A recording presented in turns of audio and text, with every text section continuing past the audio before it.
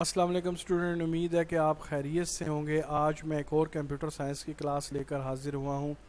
Chapter number 2 हम discuss कर रहे थे और चैप्टर का नाम है फंडामेंटल्स ऑफ ऑपरेटिंग सिस्टम। आज का जो हमारा टॉपिक है वो है classifications of operating system. Operating system can be classified into two major categories. तो ऑपरेटिंग सिस्टम को हम दो बड़ी कैटेगरीज में, दो बड़े हिस्सों में तकसीम कर सकते हैं। Number 1 single user operating system और number 2 multi user operating system.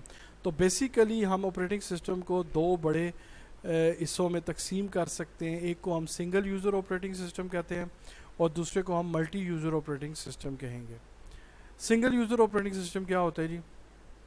Operating system that is used by a single user at a time is known as single user operating system.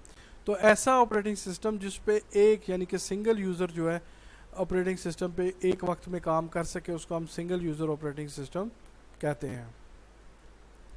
इसके फीचर्स क्या क्या हैं जी? It allow a single user to log in and use the computer at time. इसमें क्या होता है कि एक वक्त में एक यूज़र लॉग इन होता है और वो कंप्यूटर पे काम करता है। It is easy to use, इसका इस्तेमाल नहायत आसान है।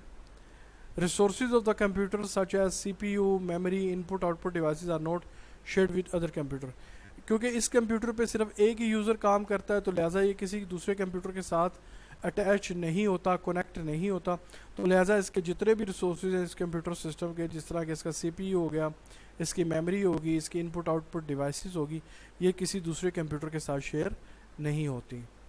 It is used on micro computer. आमतौर पर सिंगल यूज़र ऑपरेटिंग सिस्टम जो है वो माइक्रो कंप्यूटर्स पे इस्तेमाल होता है। इसकी बेहतरीन मिसाल आपके पास विंडोज़ ऑपरेटिंग सिस्टम है। User can open many program at the same time and switch among them as required.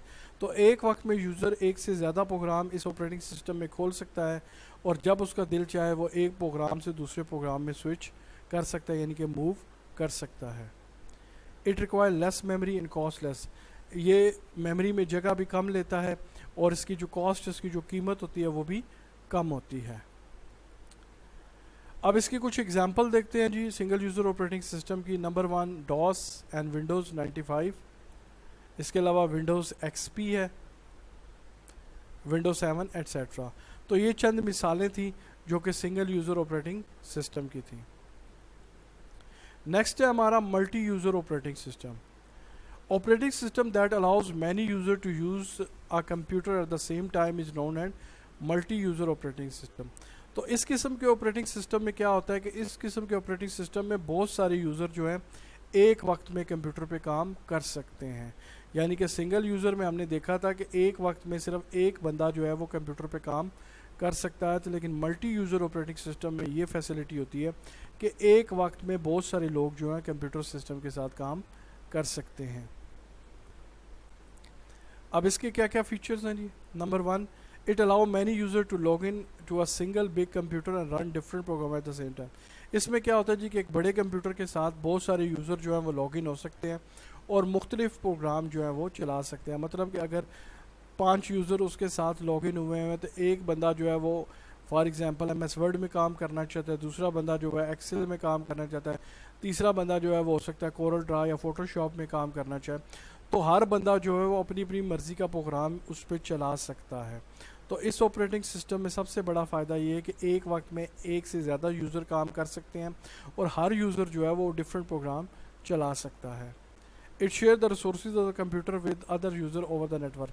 क्योंकि इसमें नेटवर्किंग के ज़रिए सारे कंप्यूटर एक दूसरे के साथ कनेक्ट होते हैं, तो लिहाजा जो कंप्यूटर के रिसोर्सेज हैं वो एक दूसरे के साथ शेयर होते हैं। यानी इस किस्म के ऑपरेटिंग सिस्टम में ये सहूलत मिलती है कि आप शेयर कर सकते हैं। यानी कि अगर आप देखें, अगर एक ऐसी ऑर्गेनाइजेशन है जहाँ पर बहुत ज़्यादा यूज़र हैं और हर यूज़र के पास अगर कंप्यूटर हो तो हर यूज़र को अगर अपनी फ़ाइलों का प्रिंट लेना हो तो उसका मतलब ये है कि हर यूज़र के लिए फिर प्रिंटर का इस्तेमाल करना ज़रूरी होगा। तो हर यूज़र को अब कंपनी जो है वो बजाय कि हर यूज़र को अलग-अलग प्रिंटर लेके दे, वो क्या करेंगे कि सारे कंप्यूटर को नेटवर्किंग के साथ जोड़ देंगे और एक ही प्रिंटर को सब एम्प्लॉयज़ जो हैं वो शेयर करेंगे। इससे क्या होगा, कंपनी की कॉस्ट भी कम होगी और काम भी ज़्यादा तेज़ी से होगा।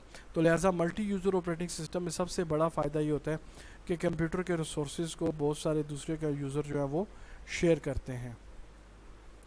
It is used on mini computer and main frame computer, और आमतौर पर मल्टी यूज़र ऑपरेटिंग सिस्टम जो है वो मिनी कंप्यूटर और मेन फ्रेम कंप्यूटर्स पे इस्तेमाल होता है।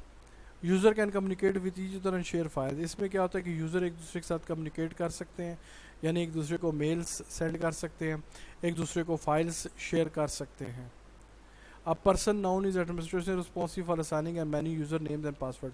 तो लिहाजा जब भी नेटवर्किंग पे आप होंगे, बहुत सारे कंप्यूटर आप आपस में कनेक्ट करते हैं, तो वहाँ पर सिक्योरिटी का इशू लाजमी होता है कि एक एम्प्लॉय दूसरे एम्प्लॉय का डाटा जो है वो डिस्ट्रॉय ना करे, या कोई अनऑथोराइज पर्सन जो है वो उस कंपनी का डाटा डिस्ट्रॉय ना करे। तो लिहाजा ऐसे ऑपरेटिंग सिस्टम में एक ऑप्शन दिया जाता है जिसमें एक एडमिनिस्ट्रेटर का ऑप्शन होता है कि कोई भी शख्स जो है वो उसको एडमिनिस्ट्रेटर बनता है। अब जब एक बंदा उस ऑपरेटिंग सिस्टम में उस नेटवर्क का एडमिनिस्ट्रेटर बनता है, तो उसकी ज़िम्मेदारी क्या होती है कि वो जितने भी यूज़र होते हैं उनके अकाउंट्स को असाइन करता है, उनके अकाउंट उनकी आईडीज़ बनाता है, और उन आईडीज़ के साथ उनके यूज़र नेम्स और पासवर्ड उनको असाइन करता है।